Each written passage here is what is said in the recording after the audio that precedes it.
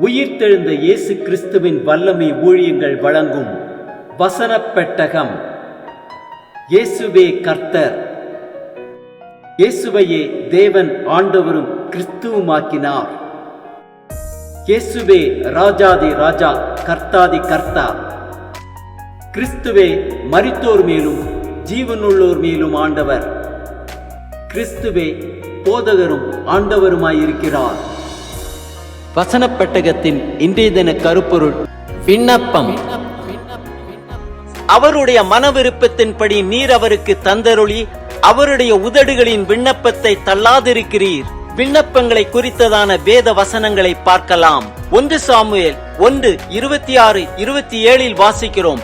அப்பொழுது அவள், என் ஆண்டவனே, இங்கே உம் அண்டையிலே நின்று கர்த்தரை நோக்கி விண்ணப்பம் பண்ணின ஸ்திரீ நான் தான் என்று என்னுடைய ஆண்டவனாகிய உம்முடைய ஜீவனை கொண்டு சொல்லுகிறேன்.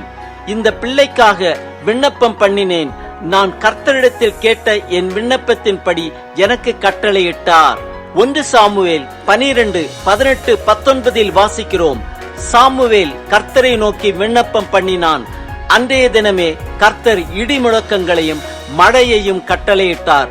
அப்பொழுது ஜனங்கள் எல்லாரும் கர்த்தருக்கும் சாமுவேலுக்கும் பயந்து சாமுவேலை பார்த்து, நாங்கள் சாகாதபடிக்கு உம்முடைய தேவனாகிய கர்த்தரிடத்தில் உம்முடைய அடியாருக்காக விண்ணப்பம் செய்யும். நாங்கள் செய்த எல்லா பாவங்களோடும் எங்களுக்கு ஒரு ராஜா வேண்டும் என்று கேட்ட இந்த பாவத்தையும் கூட்டிக் கொண்டோம் என்று ஜனங்கள் எல்லாரும் சொன்னார்கள். 1 ராஜாக்கள் 8:28-29 வாசிக்கிறோம்.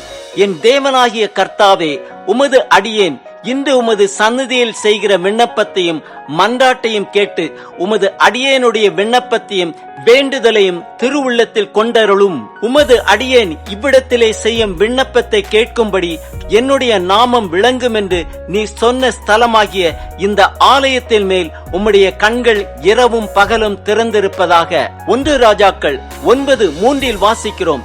கர்த்தர் அவனை நோக்கி, நீ என் சமூகத்தில் செய்த உன் விண்ணப்பத்தையும் உன் வேண்டுதலையும் கேட்டேன். நீ கட்டின இந்த ஆலயத்தில் என் நாமம் என்றைக்கும் விளங்கத்தக்கதாக அதை பரிசுத்தமாக்கினேன். என் கண்களும் என் இருதயமும் என்னாலும் அங்கே இருக்கும்.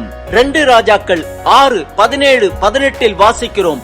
அப்பொழுது எலிசா விண்ணப்பம் பண்ணி, கர்த்தாவே, இவன் பார்க்கும்படி இவன் கண்களை திறந்தருளும் என்றான். உடனே கர்த்தர் அந்த வேலைக்காரன் கண்களை திறந்தார். இதோ, எலிசாவை சுற்றிலும் அக்னிமயமான குதிரைகளாலும் ரதங்களாலும் அந்த மலை நிறைந்திருக்கிறதை அவன் கண்டான். அவர்கள் அவனிடத்தில் வருகையில் எலிசா கர்த்தரை நோக்கி விண்ணப்பம் பண்ணி, இந்த ஜனங்களுக்கு கண்மயக்கம் உண்டாகும்படி செய்யும் என்றான். எலிசாவுடைய வார்த்தையின்படியே அவர்களுக்கு கண்மயக்கம் உண்டாகும்படி செய்தார். சங்கீதம் 39:3 வாசிக்கிறோம். என் இருதயம் எனக்குள் அனல் கொண்டது, நான் தியானிக்கையில் அக்கினி மூண்டது. அப்பொழுது என் நாவினால் விண்ணப்பம் செய்தேன். ரோமர் 10:1 வாசிக்கிறோம். சகோதரரே, இஸ்ரவேலர் ரட்சிக்கப்பட வேண்டும் என்பதே என் இருதயத்தின் விருப்பமும் நான் தேவனை நோக்கி செய்யும் விண்ணப்பமுமாயிருக்கிறது. 1 கொரிந்தியர் 14:15 வாசிக்கிறோம். நான் ஆவியோடும் விண்ணப்பம் பண்ணுவேன், கருத்தோடும் விண்ணப்பம் பண்ணுவேன். நான் ஆவியோடும் பாடுவேன், கருத்தோடும் பாடுவேன். எபேசியர் 6:18 வாசிக்கிறோம். எந்த சமயத்திலும் சகலவிதமான வேண்டுதலோடும் விண்ணப்பத்தோடும் ஆவியினாலே ஜெபம் பண்ணி அதன் பொருட்டு மிகுந்த மன உறுதியோடும் சகல பரிசுத்தவான்களுக்காகவும் பண்ணும் வேண்டுதலோடும் விழித்துக் கொண்டிருங்கள். எபேசியர் 6:20 வாசிக்கிறோம்.